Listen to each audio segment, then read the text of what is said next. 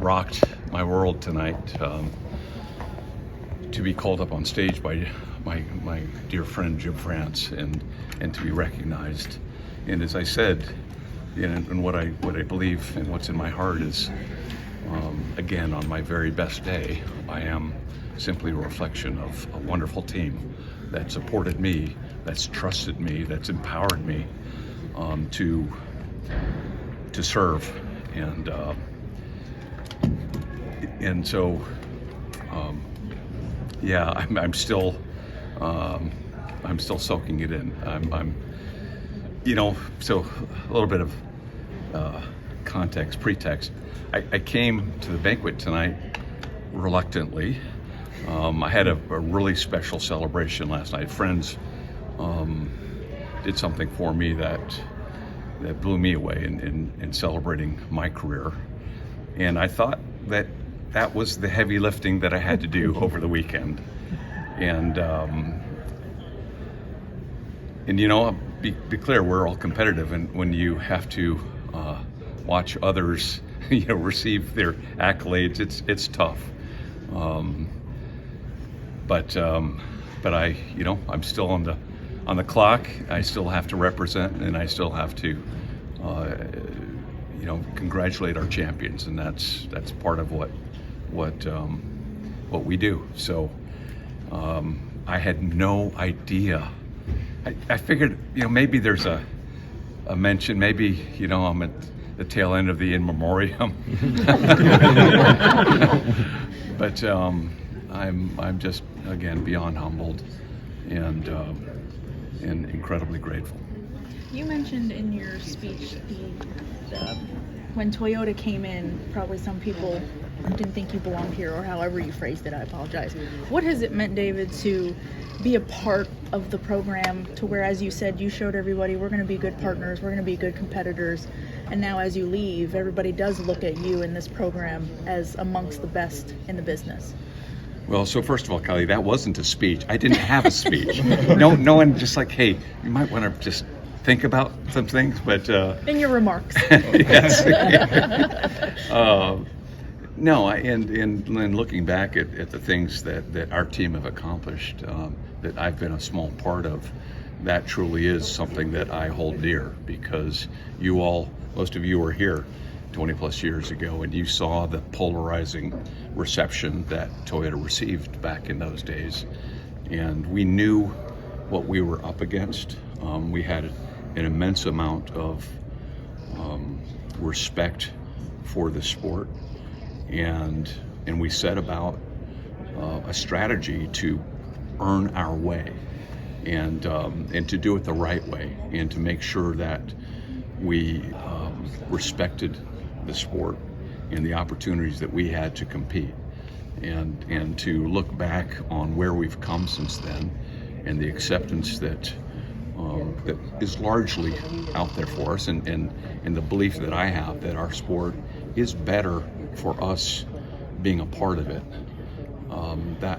That is special to me, and I will always take a tremendous amount of pride in that. How bullish are you on the future of TRD and Toyota in the sport? Well, I tell you what, I sleep well at night.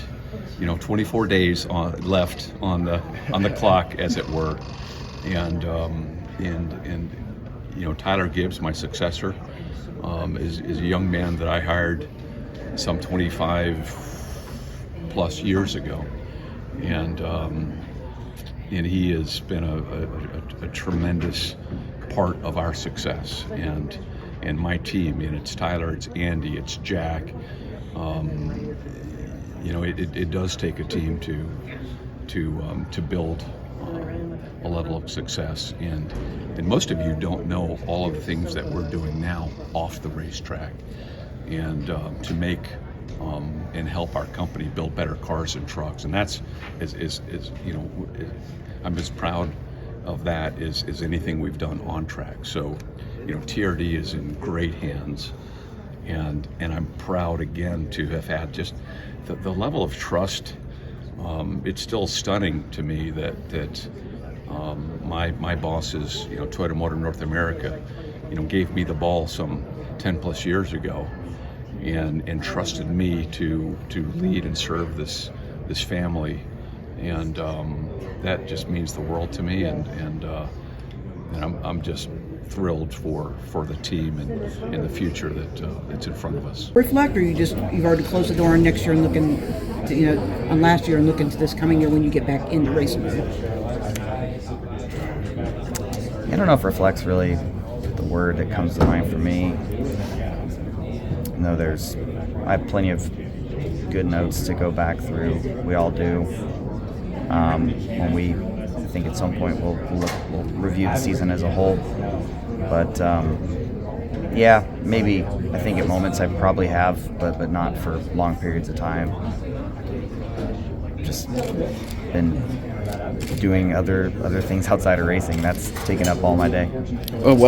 Riley Herbst is joining 2311 next year, and Monster has supported you. Monster is a big partner for him and everything. So what was your reaction when you found out that he was going to be your teammate next year? Yeah, I know him somewhat well through both working with Monster Energy, but I'm excited to get to know him better, work with him as a teammate.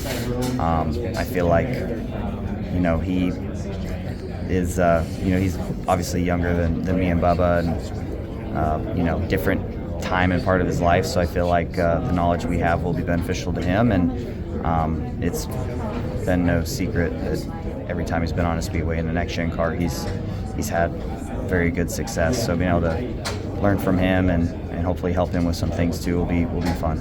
Denny said the biggest challenge next year as an open team for you guys is the Daytona 500. You as a driver, do you have any worries or anxieties about not being locked into all the races next year so far? Well, I've had to live it before, and when I think made starts when I was at RCR, but yeah, it's just something you have to be aware of in this moment. No, I'm not thinking about it. There's plenty of time between then and now to worry about it, but as of right now, no. How you spending the off season? Are you doing anything? Any vacations with your family or anything? Yeah,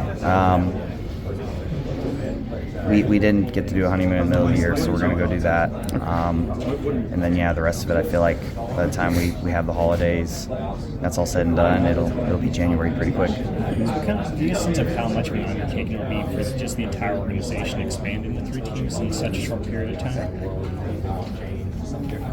I haven't thought about that, honestly, but I feel like we have great leaders, and they'll know what to do. Obviously, the space we have at Airspeed should accommodate that pretty well from that standpoint. So we'll just be, we'll just be learning how we interact with one another as time goes on. But I feel like I can only speak for myself, but there's people that you've worked with in the past, so you have some of those relationships when you've done this a while. So I don't feel like it'll be a difficult addition by any means. I feel like from my perspective, it'll go smoothly. What is something that I can't have a true understanding, or most fans or anybody else in this room can't have a true understanding of what it is to be that elite level driver, to get to the championship? Why you are one of the 4 out of all these drivers in the series, out of all these drivers in this country, that you are one of 4 as opposed to anybody else. That, look, you guys tell us it's a lot of hard work, it's a lot of this and that, I understand that, but not being in your position, I don't understand like the fine details that probably don't have a true appreciation in a more micro sense. I can appreciate it in a general sense, but teach me something. I think with where we're at in this day and age, we're all so close in so many ways, and I think that last little bit has come down to the human element. Who wants it the worst, right? I feel like we showed that a number of times throughout the year when we were put in that situation, the differing situations. We are very passionate about what we do. This is what we dreamed of doing as kids growing up, and we're going to give it every last effort we have, to the last breath, if you will, right? Like, I think it's just a shared passion amongst the group, and we're willing to take it as far as we need to get the job done. So how far are you after being in the championship from being a champion then? Based off the way I mean, is it a little small thing, or is there a big gap between it's hard. I don't know what it is, but I think the process of trying to figure that out will be important. Looking back at the race Phoenix itself, there's a sizable difference between where William and I were at to where Joey and Ryan were at. So we have time to think about that and figure out what could be on the table for us. So I feel like in a general sense of how to get there and how the year goes, from that standpoint, we're really where we need to be. But when we get to those last 3-4 races of the season, we got to find a little bit more, I think. How have you? It seems like I think everybody does this, but you really seem to be use the off season to really truly make big gains. And I think about how you've looked at road course racing. I think even your workout program and made changes in off season, and how you use the off season to further. I mean, look, I know there's a time for rest because this is a grueling season, but how you also use it to better yourself when you have that time, as opposed to getting pulled in 15 different directions. Well, I think, through the season, the whole team, we all have our routine that we go through the week. I think trying to find that as soon as you can in the off season is beneficial. Obviously, there's family things, Thanksgiving, Christmas. Me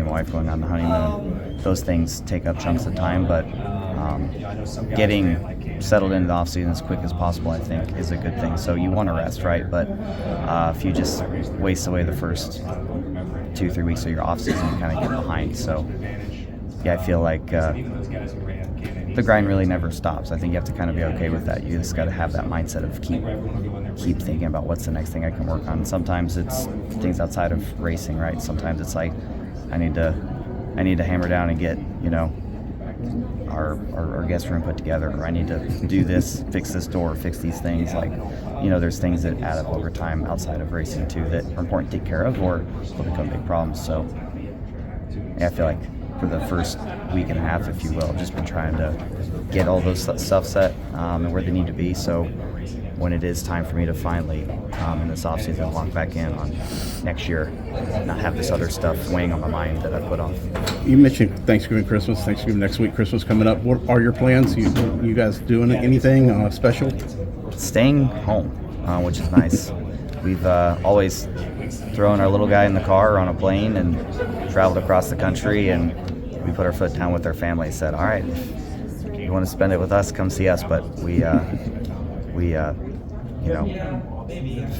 think things have been good, and have the room for family to come be with us at the house now too. So it's all good stuff, and everyone wants to come. So it'll be fun to have the holidays in our new home. There's a couple drivers doing that. It's going to be kind of a new trend for you guys, kind of staying home and doing family stuff now. Well, we're gone so much throughout the year. It's I do enjoy going back to Illinois and to Nashville where my parents are, but if you travel all through the holidays, you'll blink and they're over, and there's all the stuff at home that needs to get done. So it was time to do it, but we'll enjoy it. What's on Bo's Christmas list this year? Dirt go-kart. Oh. Literally number one. Oh. Yeah. How realistic is that? I think it's realistic. I've just got to come to terms with it and accept it. So This was asked already. Steven Stumpf of Frontstretch.com here. Come back for more great racing videos, and if you like us, don't forget to hit that subscribe button.